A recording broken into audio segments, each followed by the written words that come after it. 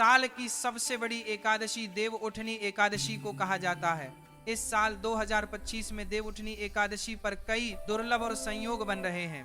ऐसे में अगर कोई व्यक्ति इस दिन भगवान विष्णु की सच्चे दिल से आराधना करता है तो उसके घर साक्षात भगवान विष्णु और माता लक्ष्मी विराजमान हो जाते हैं, और ऐसे व्यक्ति के घर में कभी भी धन दौलत और सुख समृद्धि की कमी नहीं आती। ऐसे घर में धन का प्रभाव हमेशा बना रहता है। जिस व्यक्ति के घर पर भगवान विष्णु और माता लक्ष्मी का आशीर्वाद होता है, उस घर के लोग देवउठनी एकादशी पर इस शुभ मुहूर्त में भगवान विष्णु की उपासना करें, क्योंकि इस बार जो एकादशी पड़ने वाली है, यानी कि देवउठनी एकादशी को मामूली समझने की भूल भी मत करना, क्योंकि इसी एकादशी पर ऐसे शुभ संयोग का निर्माण हो रहा है जिसकी वजह से आप जो भी कार्य करेंगे उसमें आपको सफलता मिलना निश्चित है। एक तरह से कहा जाए तो जीवन के सभी कष्ट दुख दर्द नष्ट हो जाते हैं और सुखों की प्राप्ति होती है। कहा जाता है देव उठनी एकादशी सभी एकादशियों में सबसे श्रेष्ठ मानी जाती है, और इस दिन अगर आप छोटा सा भी कोई उपाय करेंगे, कार्य करेंगे, तो उसे लाखों और करोड़ों गुना लाभ प्राप्त होता है। इस बार देव उठनी एकादशी का यह पर्व महापर्व के रूप में मनाया जाएगा, और इस दिन जो एक चीज आपको जरूर ही कर लेनी है और आपको एक चीज जरूरी खा लेनी है, पर उससे पहले हम आपको बता देते हैं 2025 में एकादशी का पर्व कितनी तारीख को और कितने समय पर है। सबसे पहले वैदिक पंचांग के अनुसार कार्तिक शुक्ल पक्ष की एकादशी तिथि के दिन देव उठनी एकादशी व्रत का पालन किया जाता है। इस दिन भगवान विष्णु की विशेष उपासना की जाती है। हिंदू धर्म में एकादशी व्रत का विशेष महत्व है। धार्मिक मान्यताओं के अनुसार जो व्यक्ति एकादशी व्रत का पालन करता है उसे सभी प्रकार के कष्ट और दुखों से मुक्ति प्राप्त हो जाती है। बता दें कि प्रत्येक वर्ष कार्तिक मास के शुक्ल पक्ष की एकादशी तिथि के दिन देव उठनी एकादशी व्रत का पालन किया जाता है। इस वर्ष व्रत 2 नवंबर 2025 रविवार के दिन रखा जाएगा। इस विशेष दिन पर पूजा पाठ के लिए कुछ शुभ योग का निर्माण हो रहा है। आइए जानते हैं किस समय करें देव उठनी एकादशी पर भगवान विष्णु की उपासना। देव उठनी एकादशी 2025 शुभ मुहूर्त। वैदिक पंचांग के अनुसार कार्तिक शुक्ल पक्ष की एकादशी तिथि 1 नवंबर 2025 को सुबह 9:11 पर शुरू हो रही है और 2 नवंबर 2025 को सुबह 7:30 पर खत्म हो रही। इस दिन ब्रह्म मुहूर्त और अभिजीत मुहूर्त जैसे शुभ योगों का निर्माण हो रहा है। मुहूर्त सुबह 4:50 से सुबह 5:41 तक रहेगा और अभिजीत मुहूर्त सुबह 11:45 से दोपहर 12:30 के बीच रहेगा। इन दोनों ही मुहूर्त को पूजा पाठ के लिए बहुत ही उत्तम माना जाता है। एकादशी व्रत के दिन भगवान विष्णु की उपासना अभिजीत मुहूर्त में की जाती है, जो इस दिन सुबह 11:45 से दोपहर 12:30 के बीच रहेगा। इसके अलावा इस दिन सूर्योदय सुबह 6:33 पर होगा और सूर्यास्त शाम 5:36 पर होगा, जबकि चंद्रोदय दोपहर 2:49 पर होगा। इन सभी शुभ मुहूर्त में पूजा करने से भगवान विष्णु की कृपा विशेष रूप से प्राप्त होती है और जीवन में सकारात्मक ऊर्जा का संचार होता है। आप सभी को यह जानना भी बेहद ही जरूरी और खास है कि एकादशी व्रत का क्या महत्व है। शास्त्रों में एकादशी व्रत के महत्व को विस्तार से बताया गया है। धार्मिक मान्यताओं के अनुसार जो व्यक्ति प्रत्येक एकादशी व्रत का पालन करता है उसे समस्त पाप और कष्टों से मुक्ति मिल जाती है और श्री हरि के चरणों में स्थान प्राप्त होता है। एकादशी व्रत के दिन भगवान विष्णु की विधिवत उपासना करने से रोग दोष इत्यादि दूर हो जाते हैं और धन ऐश्वर्य का आगमन होता है। इस दिन तुलसी की उपासना का भी विधान है। वही देव उठनी एकादशी के दिन भगवान विष्णु 4 माह की योग निद्रा से जागृत होते हैं, जिस वजह से इस दिन का महत्व और भी बढ़ जाता है। इसके अलावा इस दिन से मांगलिक कार्य जैसे विवाह सगाई आदि शुरू हो जाते हैं, जो जीवन में नई शुरुआत का प्रतीक होते हैं। चलिए अब हम आपको बता देते हैं कि देव उठनी एकादशी के दिन गाय को ऐसी कौन सी चीज खिला देने से व्यक्ति धनवान बन जाता है। इस दिन माता लक्ष्मी और भगवान विष्णु की पूजा की जाती है। मान्यता है कि इस व्रत को करने से पापों का अंत होता है, व्यक्ति को कई तरह के रोग दोष और आर्थिक समस्याओं से भी छुटकारा मिलता है और अक्षय पुण्य की प्राप्ति होती है। पांडवों ने श्री कृष्ण के मार्गदर्शन में इस व्रत को करके महाभारत युद्ध में विजय प्राप्त की थी। देव उठनी एकादशी के दिन स्वर्ग का दरवाजा खुल जाता है, इसीलिए इस दिन किया गया दान पुण्य अन्य दिनों में किए गए दान पुण्य से अधिक फलदायी होता है। वास्तव में 2 नवंबर देव उठनी एकादशी के दिन अगर आप ये उपाय कर लेते हो तो यकीनन आप पर मां लक्ष्मी की कृपा होगी और आप धनवान बन जाओगे। आप धनवान ना बने तो मुझे बताना, बस जो उपाय आपको बताया जाए वही उपाय करना चाहिए। जानते हैं देव उठनी एकादशी के दिन चुपचाप गाय को खिला दें, छोटी सी चीज, करोड़पति बनेंगे, सभी संकट और कष्टों से मुक्ति, मृत्युदंड पितृदोष तुरंत होगा खत्म, पूरे साल आपके अन्न धन के भंडार भरे रहेंगे। यूं कहें कि आपकी 7 पुश्तें तक रुपए पैसों पर राज करेंगे, 7 पीढ़ियों तक बैंक बैलेंस बढ़ता चला जाएगा, सभी दुख दर्द संकट कष्ट दूर हो जाएंगे और सभी सुख आपके कदमों में आ जाएंगे, सब सुख आपके कदम चूमेगी। यदि आप एक छोटी और खास चीज चुपचाप गाय को खिला देते हैं तो तत्काल गरीबी आपके जीवन से खत्म हो जाएगी। यूं कहे व्यक्ति रंग से राजा बन जाता है।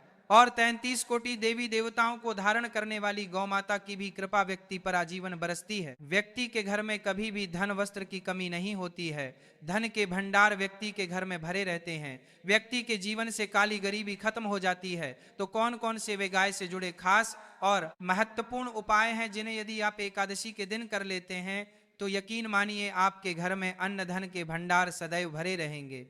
जो भी जीवन के दुख दर्द संकट ग्रस्त है वह सभी दूर हो जाएं, जीवन में अपार धन सुख संपत्ति की प्राप्ति हो जाएगी, कभी भी धन से संबंधित परेशानी नहीं रहेगी, आर्थिक स्थिति आपकी प्रबल हो जाएगी, धन प्राप्ति के योग बन जाएंगे और जीवन में सदैव अनंत धन के भंडार आपके घर में भरे रहेंगे, अनंत धन वस्त्र की कभी कमी नहीं होगी।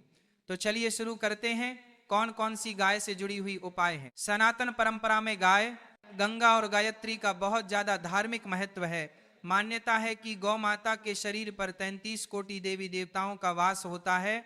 गौ माता की सेवा एवं पूजा करने वाले जातक पर इन सभी देवी देवताओं की कृपा बरसती है। गौ सेवा से न सिर्फ इस जन्म के नहीं बल्कि पूर्व जन्म के भी दोष दूर हो जाते। प्रत्येक सुबह जब आपके घर में भोजन बनना प्रारंभ हो तो सबसे पहले बनाई गई रोटी को आप गौ माता के नाम से निकाल लें और गौ माता को इस रोटी को खिलाएं। यदि संभव हो तो काली गाय को खिलाएं, यदि काली गाय ना मिले तो सफेद गाय को खिला दें। प्रत्येक पूजा और मांगलिक कार्यों में गौ माता या उनसे जुड़ी चीज जैसे गाय का गोबर, गोमूत्र, गाय का दूध अथवा गाय के दूध का उपयोग किया जाता है। परंपरा के अनुसार जिस घर में गाय होती है उस घर से जुड़े सभी वास्तु दोष स्वतः ही समाप्त हो जाते हैं।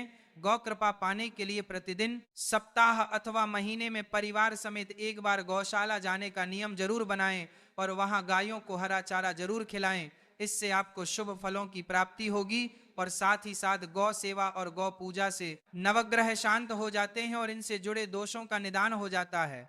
गर्मियों में गौ माता को पानी पिलाएं और सर्दी में गौ को गुड़ अवश्य खिलाएं। ध्यान रखें कि गर्मियों में गाय को गुड़ खिलाएं। अनेक देवी देवताओं को अपने शरीर पर धारण करने वाली गौ माता से जुड़े कई शुभ और अशुभ संकेत भी होते हैं। यदि कोई यात्रा पर निकल रहा हो और गाय अपने बछड़े को दूध पिलाती सामने आ जाए तो निश्चित रूप से जिस यात्रा के लिए आप निकले हैं वह यात्रा आपके लिए अवश्य ही सफल होगी और वह काम जिसके लिए आप निकले हैं वह अवश्य ही होगा। यात्रा पर जाते समय बाएं ओर गाय का आना और रात्रि में गाय की हुंकार करना भी शुभ होता है। साथ ही साथ गाय के साथ आप भूलकर भी ये काम ना करें, अन्यथा मिलता है घोर नरक और जीवन भर की परेशानियां। जी हां, गाय को राष्ट्रीय पशु बनाए जाने और इन्हें मौलिक अधिकार दिए जाने की बात हो रही है तो सवाल उठता है कि गाय जब भारतीय संस्कृति का अहम हिस्सा है तब भी गाय के साथ लोग खराब व्यवहार कैसे कर लेते हैं। गाय दर दर भटकती रहती है, भरपेट चारा तक लोग नहीं देते। गाय जब तक दूध देती रहती है तो उनकी देखभाल होती है और जैसे ही दूध देना बंद कर देती हैं तो लोग इन्हें उनकी किस्मत पर छोड़ देते हैं सड़कों पर और गलियों में भटकने के लिए। ऐसे में गौवंश जीवों को कोई मारता है और कोई उन पर पानी डाल देता है, कभी वाहनों से इन्हें ठोकर लग जाती है तो कभी बीमार होकर बेचारी गाय दम तोड़ देती। ऐसे में जरूरत है इन बातों को जानने की कि गाय को लेकर शास्त्रों में क्या कहा गया है, गाय के साथ आपको कैसा व्यवहार करना चाहिए। गाय को कभी भी मारना पीटना नहीं चाहिए। शास्त्रों में गाय को माता का दर्जा दिया गया है। गाय को मारने पीटने वाला माता को मारने पीटने वाले के समान माना जाता है और पाप का भागी होता है। ऐसे घर के लोगों को नरक लोक में वर्षों तक कष्ट भोगना पड़ता है, अगले जन्म में पशु जन्म मिलता है। कथा है कि गौतम मुनि ने गलती से गाय को डंडा मार दिया था जिससे गाय की मृत्यु हो गई थी और इस पाप से मुक्ति के लिए वर्षों तक तपस्या करनी पड़ी। भगवान श्री कृष्ण जी ने बैल स्वरूप में आए वृद्ध आश्रम का वध कर दिया था जिससे मुक्ति के लिए भगवान श्री कृष्ण को संपूर्ण तीर्थों को एक कुंड में बुलाना पड़ा। इस कुंड में स्नान से पाप मुक्त हो गए थे। ये भक्तों साथ ही साथ जो लोग पानी पी रहे गाय को भगाते हैं वे घोर पाप के भागी बनकर नरक भोगते हैं, ऐसा पुराण में बताया गया है। जबकि जो लोग गाय के लिए प्याऊ और चारा बनवाते हैं वह महाभाग्यवान होते हैं। ऐसे लोग घोर पाप से मुक्त होकर स्वर्ग पा जाते हैं और बड़े ही धनवान कुल में जन्म लेकर सुख भोगते हैं। और साथ ही साथ आराम कर रहे गाय को कष्ट देकर कभी भी उठाना नहीं चाहिए। कहते हैं कि जिस स्थान पर गाय बैठी है वहां से नकारात्मक ऊर्जा समाप्त हो जाती है। गाय के रहने की जगह को जो लोग नियमित साफ रखते हैं वे पूर्व जन्म में किए गए जाने अनजाने में पापों से मुक्त हो जाते हैं और गोलोक में स्थान पाते हैं। गाय को डंडा मारकर उठाना, पानी डालकर उठाने से मनुष्य पाप का भागी बनता है और अगले जन्म में उसे दर दर भटकना पड़ता है। और साथ ही साथ शास्त्रों में बताया गया है कि गाय का दूध उसके बछड़े के लिए होता है। गाय के बछड़े से बचा हुआ दूध ही मनुष्य को लेना चाहिए, परंतु कुछ लोग गाय से एक बार दूध लेने के बाद फिर से बछड़े के लिए बचा हुआ दूध भी धो लेते हैं। ऐसा करना महापाप कहा जाता है। ऐसे दूध को निकालना वाला और ग्रहण करने वाला दोनों ही पाप के भागी बन जाते हैं। साथ ही साथ शास्त्रों में कहा गया है कि गोवंश यानी गाय और बैल की पीठ पर नहीं बैठना चाहिए, उनकी पीठ पर बैठने से महापाप लगता है। ऐसे लोगों को नरक की यात्रा भोगनी पड़ती है। एकमात्र महादेव के अंश के उत्पन्न नंदी ही गौवंश हैं, जिन पर स्वयं महादेव सवारी करते हैं, जो कि नंदी ने स्वयं अपनी इच्छा से महादेव की सवारी बनना स्वीकार किया था। और साथ ही साथ शास्त्रों में गाय के दान को बहुत ही महत्व दिया गया है, परंतु ऐसी गाय का दान कभी नहीं करना चाहिए जो बूढ़ी और बीमार हो। दूध देने वाले और बछड़े सहित जो लोग गाय का दान करते हैं वे स्वर्ग में स्थान पाते हैं। साथ ही साथ सूर्य, चंद्र, मंगल या शुक्र की युति राहु से होकर संबंध पिता से एवं केतु का संबंध रक्त से होने के कारण सूर्य यदि शनि, राहु और केतु के साथ स्थित हो या दृष्टि संबंध हो तथा मंगल की युति राहु या केतु से हो तो पितृदोष होता है। इस दोष से जीवन संघर्षपूर्ण बन जाता है। यदि पितृदोष हो तो गाय को प्रतिदिन या किसी भी एकादशी को या किसी भी पूर्णिमा के दिन या अमावस्या को रोटी, गुड़, चारा आदि खिलाने से पितृदोष समाप्त हो जाता है। साथ ही साथ यह संकेत भी जान लें, यदि आप यात्रा में जा रहे हैं और सामने आपके गाय पड़ जाए अथवा अपने बच्चों को दूध पिलाती हुई सामने दिख जाए तो समझ जाना कि यात्रा आपके लिए अवश्य ही सफल होगी। और साथ ही साथ जिस घर में गाय होती है उस घर में वास्तु दोष स्वतः ही समाप्त हो जाता है। और साथ ही साथ आपको बता दें कि गाय को आप जो भी रोटी, गुड़ और चारा खिलाते हैं, गाय को अगर आपने रोटी बनाई है तो कोशिश करें कि उसे रोटी को तुरंत ही गाय को दे दें। अगर आप उसे रोटी को रख देंगे और उसे रोटी को अगले दिन देंगे तो वह रोटी बासी मानी जाएगी। गाय को कभी भी बासी रोटी ना दें, इससे घर में नकारात्मक ऊर्जा वास करती है और जो भी कार्य आपके बनने वाले होंगे वह कार्य भी आपके बिल्कुल भी नहीं बनेंगे। इससे आपके घर में हमेशा दरिद्रता का वास रहेगा और आप जिस भी कार्य को करेंगे उसमें आपको हमेशा असफलता ही हाथ लगेगी। इसलिए कोशिश करें कि गाय को रोजाना रोटी बनाकर खिलाएं और रोटी को बिल्कुल ना रखें, बासी रोटी गाय को ना दें। और साथ ही साथ सड़ी गली चीज गाय को नहीं खिलानी चाहिए कि घर में कोई फल है, कोई सब्जी है, सड़ जाए तो लोग क्या करते हैं, गाय को खिला देते हैं। ऐसा हमें बिल्कुल भी नहीं करना चाहिए। ऐसा करने से यदि आप गाय को खिलाते हैं तो आप अपने भाग्य से खेलते हैं। आप बिल्कुल भी गाय को सड़ी गली चीज न खिलाएं। और साथ ही साथ आप आटे की 11 लोइयां बनाकर इनके ऊपर हल्दी लगाइए। इसके बाद आप उन 11 लोगों को एक एक करके गाय को खिलाएं। प्रत्येक लोई को खिलाते समय गाय की सींग पर आप हाथ फेरे, पीठ पर हाथ फेरे, मस्तक पर हाथ फेरे, माता गाय के चरणों का स्पर्श करें। ऐसा करने से आपके समस्त कार्य बनने लगेंगे। जो दुख का समय चल रहा है वह भी समाप्त होगा। आपके जीवन में खुशियां ही खुशियां होंगी। और एक बार आप 7 बार गाय की परिक्रमा भी कर लें तो आपके समस्त कार्य पूर्ण होंगे। और साथ ही साथ आप गाय को जब भी रोटी दें, रोटी पर या तो आप थोड़ी सी हल्दी लगा लें या थोड़ा गुड़ रख लें। अगर गुड़ ना हो तो थोड़ा मिश्री रख सकते हैं, थोड़ा घी रख सकते हैं। गाय को कभी भी सूखी रोटी ना खिलाएं। सूखी रोटी मतलब गाय को जो रोटी खिलाएं उस पर कुछ ना कुछ रख कर खिलाएं। हल्दी रख ले, गुड़ रख ले, मिश्री रख ले या जो भी रख ले, लेकिन खाली रोटी नहीं खिलानी है। आपको ध्यान इस बात का रखना है, गाय के अंदर सभी देवी देवताओं का निवास माना जाता है। तो आप सुबह जो पहले रोटी बनाते हैं वह अगर गाय को खिलाते हैं तो सभी देवी देवताओं का आशीर्वाद मिलता है। गाय को गुरु के साथ जोड़ा गया है, यानी गुरु ग्रह के साथ, बृहस्पति ग्रह के साथ।